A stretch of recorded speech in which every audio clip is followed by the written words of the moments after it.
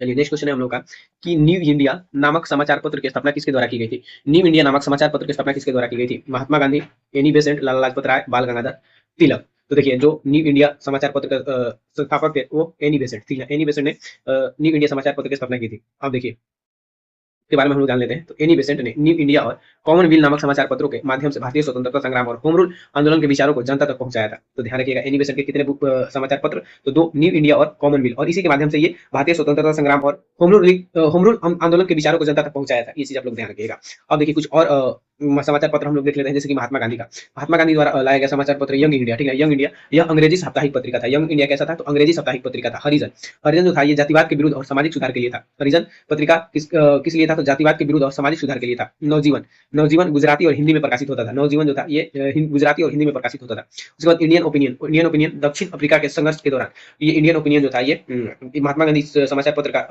प्रकाशन कब किया था, तो दक्षिण अफ्रीका में इसका किया था, और दक्षिण अफ्रीका में इनका जो संघर्ष चला था उनके उसी के दौरान किया था। तो ये सभी जो भी हम लोग पुस्तक पढ़े, यंग इंडिया, हरिजन, नवजीवन, और उसके बाद इंडियन ओपिनियन, ये सभी महात्मा गांधी का है, ध्यान रखिएगा। उसके बाद देखिए बाल गंगाधर तिलक का, बाल गंगाधर तिलक का, बाल गंगाधर तिलक का जो समाचार पत्र है केसरी, केसरी जो है कि मराठी भाषा में, जिसने उग्र राष्ट्रवाद को बढ़ावा दिया, ध्यान रखिएगा।